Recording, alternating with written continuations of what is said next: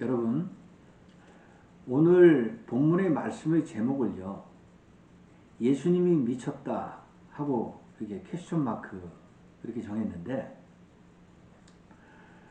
여기서 그 미쳤다라는 의미는 지금 반어법으로요, 부정적인 의미가 아니라 긍정의 의미를 표현하고자 했던 겁니다.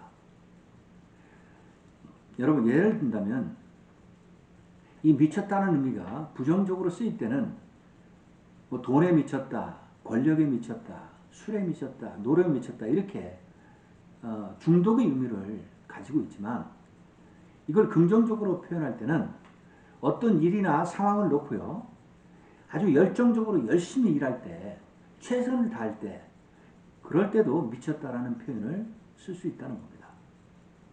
따라서 오늘 본문에서 예수님이 미쳤다라는 것은 우리가 두 가지 관점에서 생각해 볼 수 있는데, 하나는 부정적인 측면에서, 그건 이제 바리새인들과 서기관들이 예수님을 보았을 때 미쳤다라고 지금 이야기하는 것, 그게 한 가지 있을 수 있고요. 또 하나는 하나님의 관점에서 미쳤다고 이야기하는 것은 예수님께서 복음 사역을 하시면서 정말 열정적으로 온 힘을 다해서 정성을 다해서 복음 사역을 하시는 것을 미쳤다라고 이야기할 수 있다는 겁니다.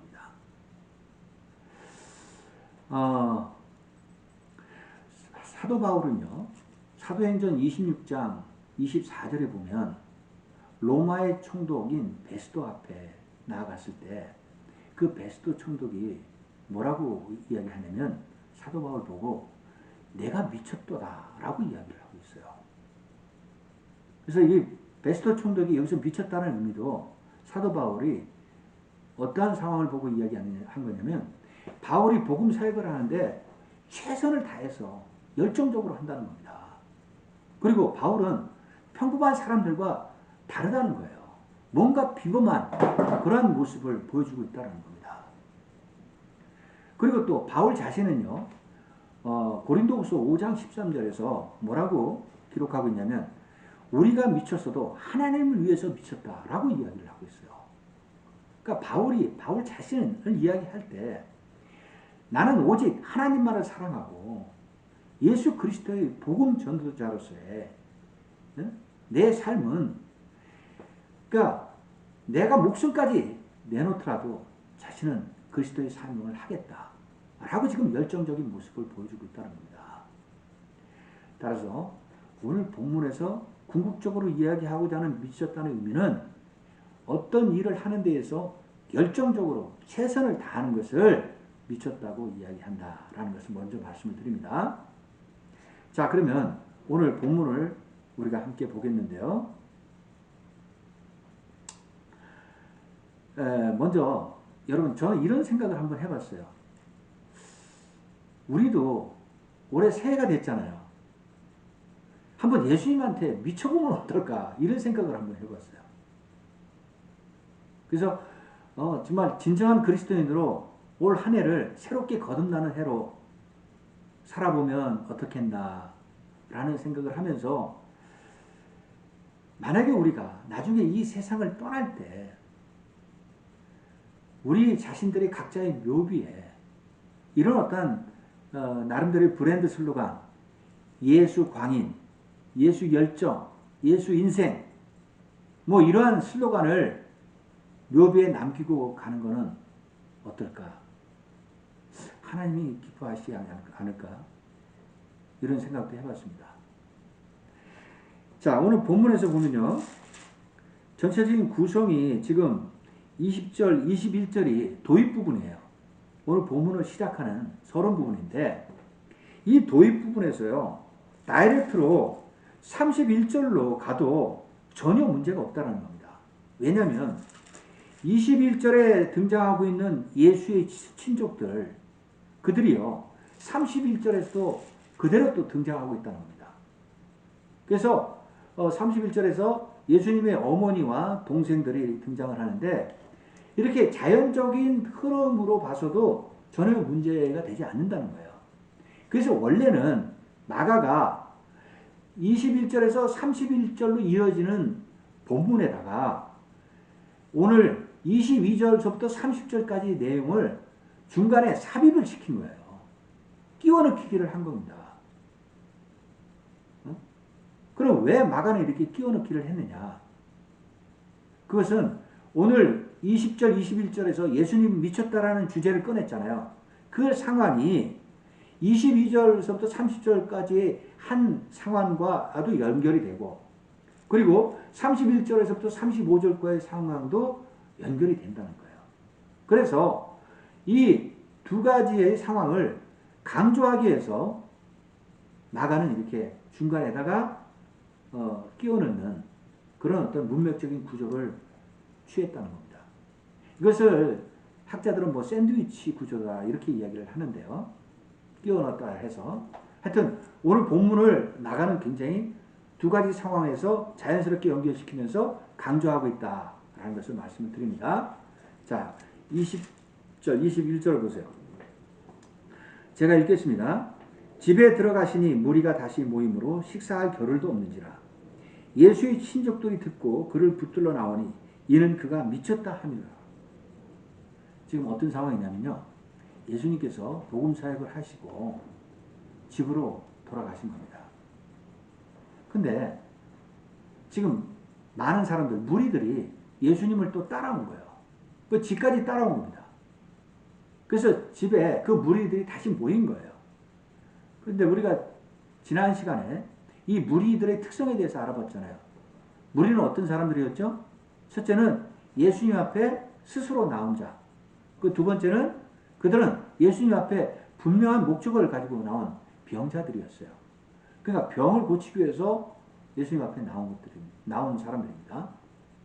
자, 그런 무리들이 예수님을 따라왔기 때문에 예수님께서는 그들의 병을 또 고쳐주신 겁니다. 그러다 보니까 예수님이 식사할 겨를도 없었다는 겁니다. 식사할 시간도 놓쳤다는 거예요. 그렇게 바쁘게 병자를 고치셨다라고 지금 말씀하고 있습니다. 그런데 22절에 보세요. 지금 예수님의 친족들이 예수님이 이렇게 병자를 고치고 있는 가운데 찾아온 겁니다. 왜 찾아온 겁니까? 예수님을 붙잡아 가기 위해서 찾아왔대요. 그 이유가 뭐죠? 예수님이 미쳤다는 소문을 듣고 그들이 예수님을 찾아온 거예요. 가족들이 지금 온 겁니다. 그러면 이 집이 과연 누구 집이었을까요? 지금 예수님 집은 아닌 게 분명하죠. 가족들이 찾아왔으니까. 아마도 베드로의 집으로 예수님께서는 돌아가셨던 거예요. 베드로의 집일 것이라고 우리가 생각해 볼 수 있습니다. 자, 그럼 제가 한 가지 질문을 드릴게요. 그러면 왜 예수님이 이런 미쳤다라는 소문이 난 걸까요? 그 이유에 대해서는요, 우리가 지금 부정적인 관점에서 본다면 바리새인들과 서기관들이 예수님 미쳤다고 소문을 낸 거예요. 그 왜 미쳤다고 이야기했느냐? 첫째는 이렇게 생각해 볼 수 있다는 겁니다. 예수님께서 하나님을 아버지라고 부르시면서 자신이 메시아처럼 말씀하고 행동하는 걸 보았기 때문에 미쳤다고 이야기할 수 있다는 겁니다. 그 다음에 두 번째, 예수님은 어느 집안에서 태어났죠? 요셉의 그 목수 집안에서 태어나셨어요. 아주 평범한 그런 가정에서, 서민의 가정에서 태어나셨다고요. 그런데 30살까지는 그 가정에서 자랐는데 어느 날 갑자기 예수님이 병자를 고치시고 귀신을 쫓아내신 겁니다. 그걸 본 거야. 이 바리새인들과 서기관들이 볼 때는. 그래서 미쳤다고 이야기할 수 있다는 겁니다. 그 다음에 세 번째는 예수님께서 안식일이면 회당에 가서 하나님 말씀을 가르치고 전하시고, 그리고 또 말씀을 전하시고 난 다음에 어떻게 했습니까? 예수님의 그 제자들과 함께 생활하시면서 공동체 생활하는 것을 보여주셨다. 자, 이런 모든 것을 봤을 때 이 바리새인들과 서기관들은 지금 예수님이 부정적인 시각으로 보고 미쳤다고 이야기를 한 거예요. 그런데 여러분, 마태복음이나 누가복음에서 보면요, 예수님에 대해서 뭐라고 기록하고 있냐면 고향에서나 자기 집에서 가족들한테서 배척당하고 환영을 받지 못했다라고 기록하고 있어요. 그게 마태복음 13장 55절부터 보면요. 제가 한번 읽어볼게요. 이는 그 목수의 아들이 아니냐. 그 어머니는 마리아, 그 형제들은 야고보, 요셉, 시몬, 유다라 하지 않느냐. 그 누이들은 다 우리와 함께 있지 아니하냐. 그런즉 이 사람이 이 모든 것이 어디서 났느냐 하고 예수를 배척한지라.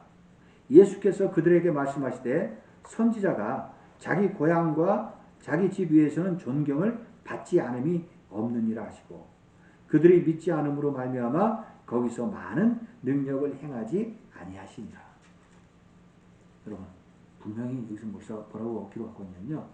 예수님은 고향에서 그리고 자기 집 가족들한테 메시아이심을 인정받지 못했다라고 기록하고 있는 거예요. 그래서 예수님을 환영하지도 않았고 배척을 했다라는 기록입니다. 자, 그러면 자 이어서 우리가 31절, 32절을 보시겠습니다. 뒷부분부터 먼저 합니다. 그때 예수의 어머니와 동생들이 와서 밖에 서서 사람을 보내어 예수를 부르니 무리가 예수를 둘러 앉았다가 여짜오되 보소서 당신의 어머니와 동생들과 누이들이 밖에서 찾나이다. 지금 이 상황은요. 예수님께서 지금 집에서 병자들을 고치시고 귀신을 쫓고 있는데 바쁜 와중인데 예수님의 어머니와 동생들, 누이들이 지금 예수님을 찾아온 겁니다. 아까도 말씀드렸지만 왜 찾아왔다고요? 예수님이 미쳤다는 소문을 듣고 찾아온 거예요. 그러니까 지금 어떤 상황인지 보고 예수님을 붙잡아 가려고, 데리고 가려고 지금 찾아온 겁니다. 그런데 지금 사람들, 무리들이 많이 모여 있으니까 어떻게 했습니까? 예수님 앞에 가까이 나가지 못한 거예요. 그래서 그 무리 중에 한 사람한테 자신들이 여기에 지금 왔다라는 것을 예수님한테 전하달라고 부탁을 한 겁니다. 우리가 예수 밖에 와서 기다리고 있다. 그걸 예수님한테 전해달라 하니까 그 무리 중에 한 사람이 예수님한테 가서 전했겠죠. 지금 당신의 어머니와 동생들이 당신을 찾아왔나이다. 그래서 밖에서 기다리고 있습니다. 라고 전한 겁니다. 자, 이어서 33절에 보세요. 예수님께서 대답하시되 누가 내 어머니며 동생들이냐 하셨다는 겁니다.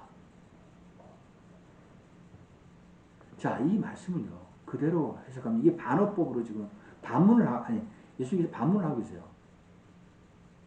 지금 그 무리 중에 한 사람이 예수님의 어머니고 동생들이 왔다고 하니까 예수님께서 뭐라고 대답하시냐면 누가 내 어머니며 누가 내 동생이냐 라고 반문을 하시는 거예요. 문자 그대로 해석하면 지금 밖에 와서 기다리는 내 어머니, 내 동생이 아니라는 겁니다. 그 사람이. 지금 혈연 관계에 있는 그 세상의 가족들, 가족이 아니다. 이거 말씀 그대로 해석하면 그렇다고요. 자, 그러고 나서 예수님께서 뭐라고 또 말씀하시냐면 34절을 보세요. 둘러 앉은 자들을 보시며 이르시되 내 어머니와 내 동생들을 보라. 35절 누구든지 하나님의 뜻대로 행하는 자가 내 형제요 자매요 어머니이다. 거기 둘러 앉은 사람들한테 궁극적으로 내 어머니, 내 동생, 내 자매, 형제는 누구냐? 여기에 있는 사람들. 그들이 바로 내 어머니고 내 형제다. 라고 지금 말씀을 하시는 겁니다. 그러니까 지금 우리가 인간적인 차원에서 보면요. 지금 이 말씀을 어머니와 동생들이 들었다 그러면 예수님이 얼마나 섭섭하고 그리고 매정하게 느껴졌겠습니까? 그렇잖아요. 근데 예수님께서는 지금 거기에 모인 사람들이 내 어머니고 내 형제다. 내 자매다라고 말씀을 하세요. 이게 오늘 본문의 가장 핵심적인 구절입니다. 그럼 예수님께서 왜 이렇게 말씀을 하신 겁니까? 예수님은 지금 세상의 혈연관계로 맺어진 그런 가족들을 내 가족이 아니다. 그래서 내가 그들과 이제부터는 인연을 끊겠다라고 말씀하시는 게 아니라는 겁니다. 그거를 강조하시는 게 아니에요. 예수님이 지금 강조하고 싶은 건 뭐냐? 영적인 가족. 그러니까 우리가 그리스도 안에서 하나님을 믿고 따르는 자들, 우리가 함께 공동체를 이루어가는 영적인 공동체, 그 안에 있는 가족들이 진정한 영원한 영적인 가족이다. 라는 개념을 강조하기 위해서 이렇게 말씀을 하시는 거예요. 그러니까 결론적으로 말씀을 정리하면 예수님은 지금 세상의 가족들보다 오히려 영적인 가족이 하나님 안에서는 진정한 가족이라는 것을 중요하게 생각하고 말씀을 하신다는 겁니다. 그걸 우리가 분명히 깨달아야 된다는 거예요.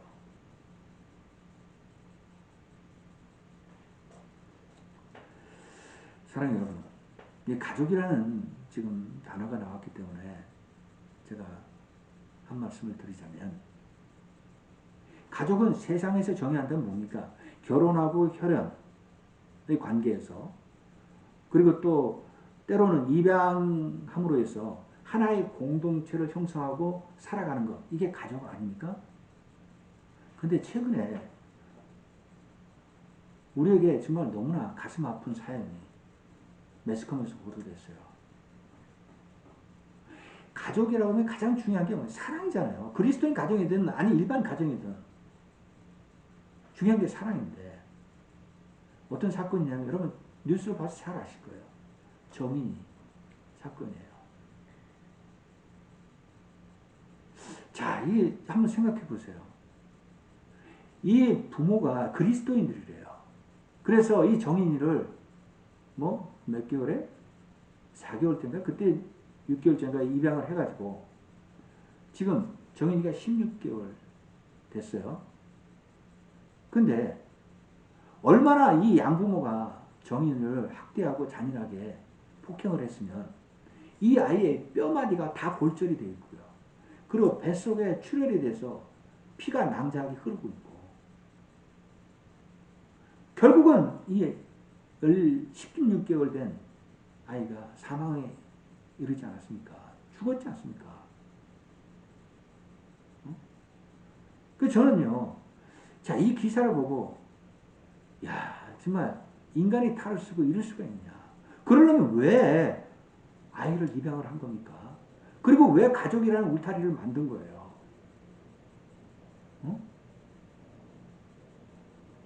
정말 어처구니가 없잖아요. 16개월 된 애가 뭘 얼마나 그렇게 잘못했다고. 그렇게 날마다 폭행을 해서 애를 죽이기까지 하는 겁니까? 또 더군다나 사회적으로 더 문제가 되는 게 그들이 그리스도인들이래요. 그 아버님이 목사래요, 목사.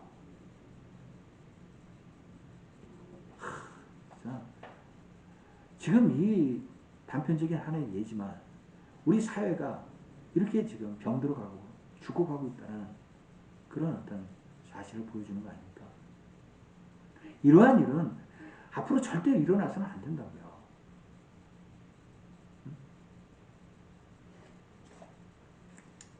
여러분, 그 22절로 돌아가시겠습니다. 22절 보십시오. 예루살렘에서 내려온 서기관들은 그가 바알세불이 집혔다 하며 또 귀신의 왕을 힘입어 귀신을 쫓아낸다 하니, 자, 이 상황은요, 지금 예루살렘에서 바리새인들과 서기관들이 예수님의 그 미쳤다는 소문을 듣고 찾아옵니다. 그러면서 예수님과 지금 논쟁이 벌어진 거예요. 근데 이 바리새인들과 서기관들이 예수님한테 뭐라고 공격하고 비방을 하냐면, 지금 당신이 귀신을 쫓는 이 능력은 바알세불, 귀신의 왕의 능력을 힘입어서 귀신을 쫓고 있다라고 비난을 하는 거예요. 바알세불이 누굽니까? 바알세불은 고대 수리아의 신의 이름이에요. 그래서 원래 의미는 뭐였냐면 집의 주인이라는 의미, 그리고 또 파리의 대왕, 이런 의미를 가지고 있었는데, 이게 시간이 흐르면서 유대인들이 귀신의 왕 사탄으로 사용을 한 겁니다. 바알세불을. 그러면서 지금 그들이 예수님 뭐라고 공격하냐면 당신은 바알세불의 능력을 힘입어서 귀신을 쫓고 있다 라고 이야기를 한 겁니다. 자, 23절 보세요. 예수님께서 그들을 불러다가 비유로 말씀하시되 사탄이 어찌 사탄을 쫓아낼 수 있느냐. 예수님이 지금 그들에게 뭐라고 그러십니까? 만약에 너희들이 나를 사탄이라고 이야기한다면 아니 어떻게 사탄이 사탄을 쫓아낼 수 있냐 이거예요. 이거는 이치에 맞지 않다는 겁니다. 어떻게 같은 편인데 쫓아내고 공격하고 그럴 필요가 있냐 이거예요. 그걸 말씀하시는 거예요. 그러면서 지금 두 가지 예를 들어서 설명하세요. 첫 번째 예는 24절부터 26절까지가 첫 번째 예인데 여기서 비유를 뭘 말씀하시냐면 제가 읽어볼게요. 또 만일 나라가 스스로 분쟁하면 그 나라가 설 수 없고 만일 집이 스스로 분쟁하면 그 집이 설 수 없고 만일 사탄이 자기를 거스러 일어나 분쟁하면 설 수 없고 망하느니라. 자, 이 말씀은요. 나라나 가정이나 사탄이나 같은 편끼리 싸우고 분쟁을 하면 결국은 어떻게 된다는 겁니까? 결국 다 망한다는 겁니다. 멸망한다는 거예요. 그러니까 같은 편끼리 싸울 필요 뭐 있냐? 이건 너희들이 주장하는 게 논리에 맞지 않다는 겁니다. 여러분 이번에 공화당 트럼프 대통령이 속한 당 한번 보세요. 아니 같은 편 내에서 분열이 일어나고 싸우다 보니까 결국은 어떻게 됐습니까? 지금 굉장히 어려운 상황으로 가고 있지 않습니까? 그건 당연한 이치라고요. 그래서 지금 예수님께서 이 바리새인들과 서기관들에게 궁극적으로 하시는 말씀은 너희들이 나를 사탄이라고 하는데 사탄이 사탄을 싸우고 분쟁한다는 거 이거는 있을 수 없다는 겁니다. 너희들의 주장이 잘못됐다는 거예요. 그걸 강조하고 계시는 겁니다. 그리고 27절에서 두 번째 비유를 뭐를 말씀하시냐면 사람이 먼저 강한 자를 결박하지 않고는 그 강한 자의 집에 들어가 세간을 강탈하지 못하리니 결박한 후에야 그 집을 강탈하리라. 자, 이 말씀을 풀어서 설명을 드리면 도둑이나 강도가 어떤 집에 들어가서 물건을 훔치려고 하면 그 집에 있는 사람을 결박하고 난 뒤에야 물건을 훔칠 수 있지. 결박을 하지 않은 상태에서는 물건을 훔치기가 힘들다는 겁니다. 이것도 당연한 말씀이에요. 그죠? 그러니까 예수님께 여기서 궁극적으로 하시려는 말씀이 뭐냐? 예수님께서는요, 지금 하나님의 그 성령의 권능으로 사탄을 쫓아내고 물리치신다는 겁니다. 그리고 나서 병든 자들을 고치신다는 거예요. 그러니까 지금 이 바리새인들이나 서기관들이 주장하는 건 잘못됐다는 겁니다. 너희들. 바알세불 귀신의 왕의 능력이 아니라 성령의 권능으로 예수님께서는 귀신을 쫓고 사탄을 쫓고 그래서 결국은 사람들의 질병을 영적 질병을 고치신다라고 지금 말씀하시는 거예요. 그러니까 이 지금 두 가지 비유의 결론을 첫째는 뭐라고 하냐면 예수님은 바알세불의 능력이 아니라 하나님 성령의 권능의 능력으로 지금 귀신을 쫓는다 라고 말씀을 하시는 거고요. 두 번째는 성령의 권세는요 사탄 마귀의 권세보다 훨씬 월등하다는 겁니다. 강력하다는 겁니다. 따라서 사탄 마귀 귀신들은 예수님 앞에 나오면 성령의 권능 앞에 무릎 꿇고 결국은 떠나갈 수밖에 없다고 지금 말씀하시는 거예요. 그래서 결론적으로 지금 말씀하시려고 하는 게 뭐냐? 지금 이미 성령의 권능 안에서 하나님 나라가 세워지고 있고 앞으로도 계속 이렇게 세워지어 나갈 것이다 라는 것을 강조하고 있다는 겁니다. 그래서 우리 그리스도인들도요, 지금 우리가 예수 그리스도 안에서 하나님 믿고 나아가고 신앙생활을 하잖아요. 그러면 사탄 마귀의 권세 물리칠 수 있고 승리할 수 있다라는 것을 지금 말씀하고 계시는 겁니다. 자, 이어서 우리가 28절부터 30절까지를 보시겠습니다. 내가 진실로 너에게 이르노니 사람이 모든 죄와 모든 모독하는 일은 사하심을 얻되 누구든지 성령을 모독하는 자는 영원히 사하심을 얻지 못하고 영원한 죄가 되느니라 하시니 이는 그들이 말하기를 더러운 귀신이 들렸다 하미로라. 자, 이 말씀을 우리가 잘 해석해야 됩니다. 먼저 28절에서 지금 예수님께서 말씀하시는 건 뭐냐면 예수님 앞에 나와서 예수님을 믿잖아요. 그러면 모든 사람의 죄는 사함받고 우리가 구원을 받는다는 겁니다. 죄가 용서가 되는 거예요. 그런데 29절에서 뭐라고 말씀하시냐면 성령을 모독하는 죄는 죄사함을 받지 못하고 그건 영원한 죄를 짓게 되는 것이다 라고 이야기를 합니다. 그럼 잘 보세요. 이 28절과 29절이 서로 상충된다는 느낌을 안 받으세요? 예수님 앞에 나오면 모든 죄가 다 용서받는다고 그랬는데 성령을 모독하는 죄는 죄사함을 받지 못한다? 그건 영원한 죄다? 모순이 있는 것 같잖아요. 그러니까 이걸 우리가 어떻게 해석해야 되냐. 지금 성령의 모독의 죄는요, 우리 그리스도인들에게 하시는 말씀이 아니라는 거예요. 우리는 이미 예수 그리스도를 믿고 구원받은 자들이에요. 우리에게 성령의 모독죄는 해당이 안 돼요. 성령의 모독죄가 해당되는 사람들은 누구냐? 예수 그리스도를 근본적으로 믿지 않고 거부하고 반대하는 자들. 그들이 바로 누굽니까? 바리새인들과 서기관 같은 사람들. 그런 사람들을 향해서 지금 예수님께서 성령의 모독죄는 너희들에게 해당이 된다 라고 강조하고 계시다는 겁니다. 이걸 우리가 분명히 깨달아야 된다고요. 그래서 그 증거로 뭐라고 말씀하시냐. 30절에서 지금 그들이, 지금 바리새인과 서기관들이 예수님 뭐라고 그럽니까? 더러운 귀신이 들렸다 라고 비난하고 있어요. 이게 바로 성령의 모독죄라는 겁니다.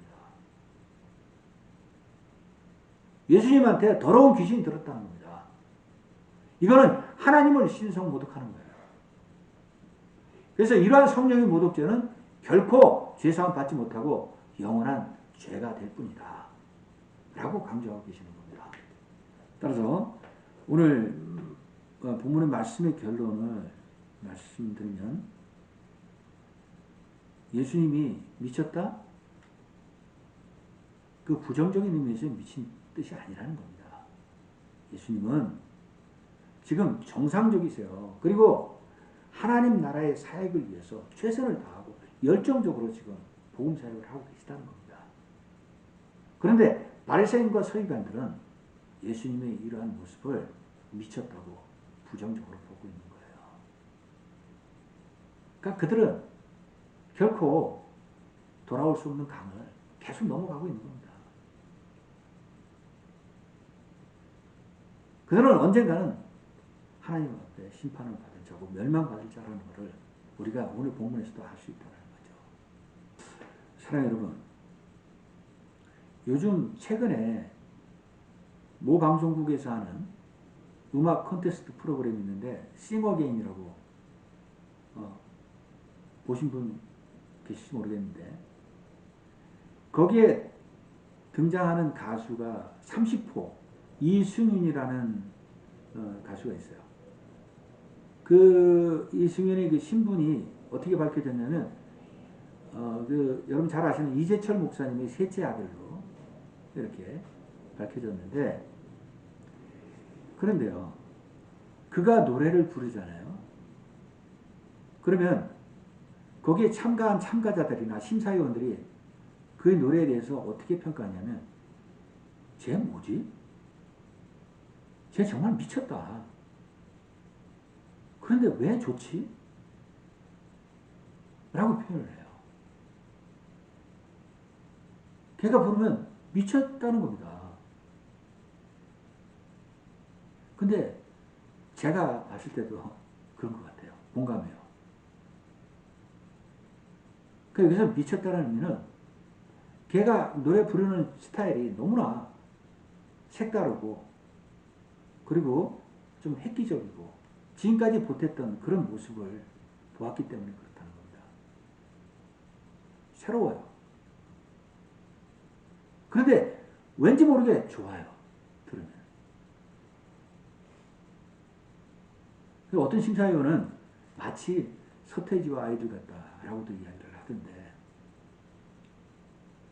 제가 왜 이 말씀을 드리냐면 예수님께서는 그 당시에 많은 사람들로부터 이 미쳤다라는 소리를 들었던 것은 예수님의 사역이 그만큼 획기적이고 위대하고 새로웠다는 겁니다. 그러니까 보통 사람들이 이해하기는 좀 상식적인 수준에서 힘들었을 거라는 거예요. 예수님께서는 하나님의 권능으로 모든 새로운 역사를 지금 보여주고 계시잖아요. 따라서 우리도 한번 이번 새해 예수님한테 미쳐보면 어떻겠습니까? 그럼 반드시 예수님께서 우리에게 더 크신 은혜와 축복을 허락하실 것을 믿습니다.